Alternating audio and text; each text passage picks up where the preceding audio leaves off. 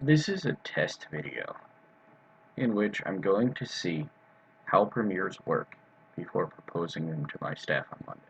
So, for a few minutes, I'm going to drink coffee and talk about The Wounded Healer.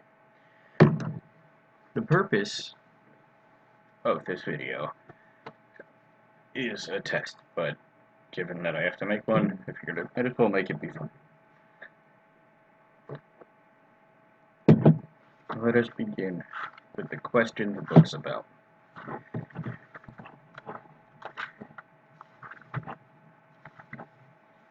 What does it mean to be a minister in contemporary society? This question has been raised during the last few years by many men and women who want to be of service, but who find the familiar ways crumbling and themselves stripped of their traditional protections. Well, we Christian ministers know that very, very much today. Our traditional way of ministering, the most common one, is to facilitate worship. You can't go to Mass.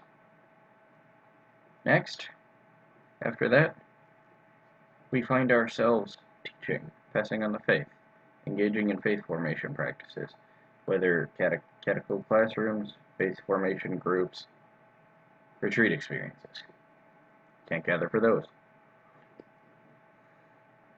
We also find ourselves unable to do the one-on-one kind of ministry that's so important. The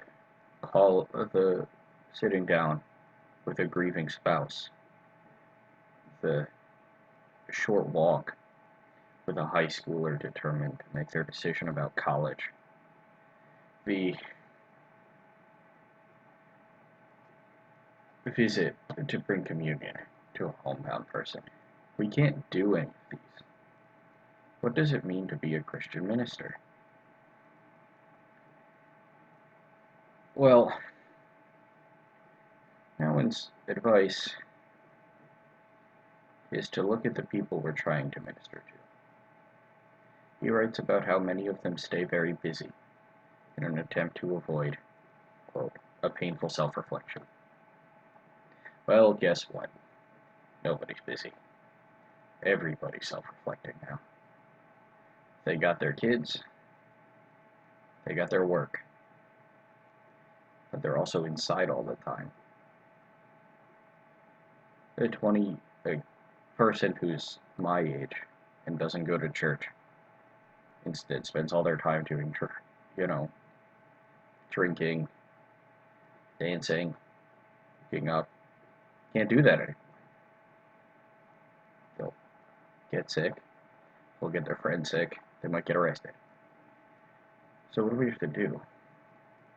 We have to look at them and say, this is a good opportunity for you to reflect on what you really want.